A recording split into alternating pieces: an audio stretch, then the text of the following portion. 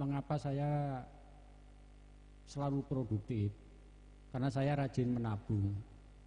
Seorang penyair, seorang penulis tidak bisa produktif kalau tidak rajin menabung. Jadi saya bekerja dengan 2 file secara paralel, dan untuk masing-masing file itu tabungan saya sudah banyak. Memang harus rajin menabung. Saya ini punya 2 nomor WA. Yang satu nomor WA gadungan, yang sebetulnya nomor saya sendiri. Itu saya sering melakukan chat dengan nomor itu, padahal itu ya saya sendiri, untuk menyimpan tabungan saya.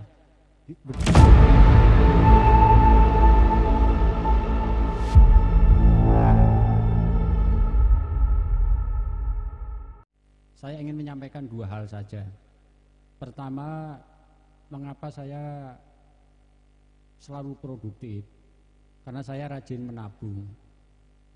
Itu selalu saya katakan. Seorang penyair, seorang penulis tidak bisa produktif kalau tidak rajin menabung. Menabung kata. Itu saja. Jadi saya bekerja dengan 2 file secara paralel, dan untuk masing-masing file itu tabungan saya sudah banyak soalnya.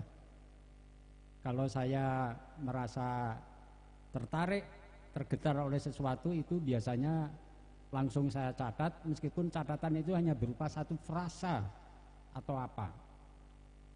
Perenjak dan sarung, cuma itu aja di tabungan saya. Nanti itu udah kita dibimbing sendiri oleh kata-kata. Tentang angkringan saya hanya menulis bahwa angkringan itu tempat untuk mendamaikan hati, itu aja yang paling penting. Tempat untuk menenteramkan hati, itu yang saya catat. Nanti jalan sendiri. Itu yang pertama. Jadi ya memang harus rajin menabung.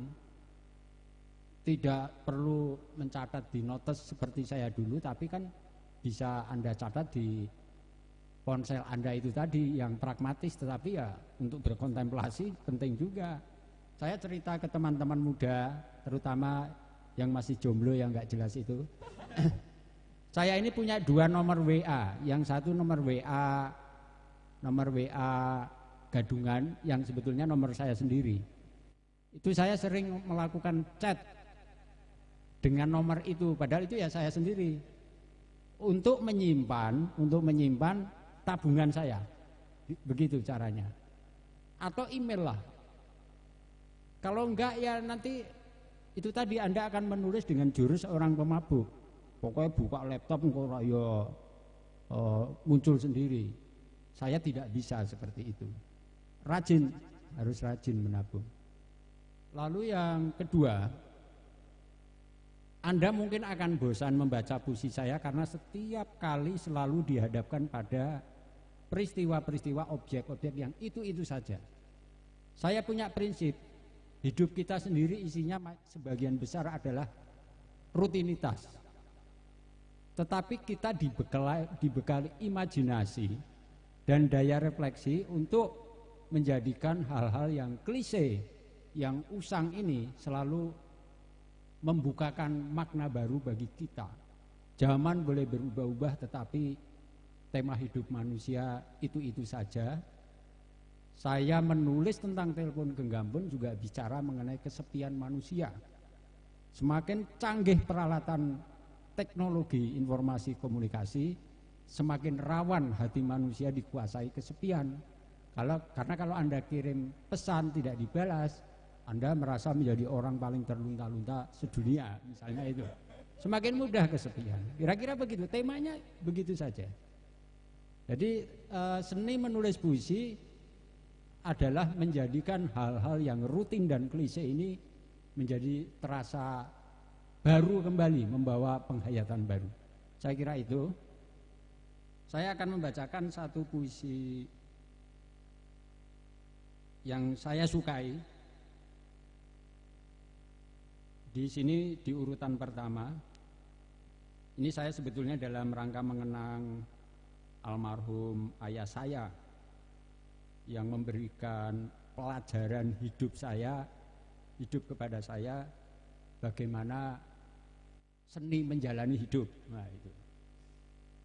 tentang rezeki itu tadi. Pintu ayah. Ayah hanya bisa mewariskan sebuah pintu kepada saya.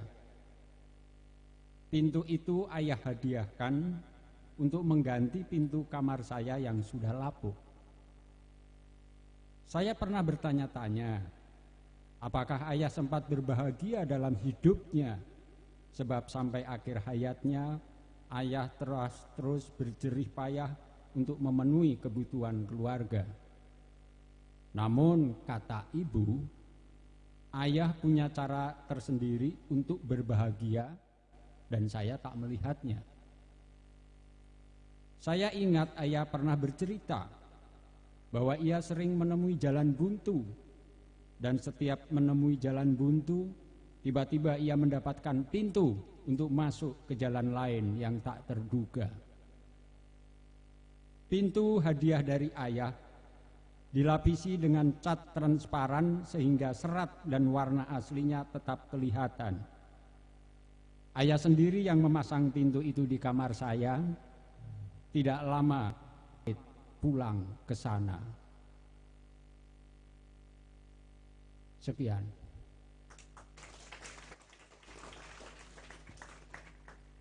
Jadi Anda jamaah Coffee Main-Main ini harus menjadi manusia yang selalu gembira. Jangan cemas apa yang akan terjadi besok. Percayalah akan ada pintu yang terbuka. Entah dibukakan oleh saya, oleh siapa. Kalau saya dibukakan oleh almarhum ayah saya misalnya. Gitu. Kita harus menjadi manusia-manusia yang kira-kira begitu ya penutup kuliah penulisan kreatif 20 SKS. Terima kasih.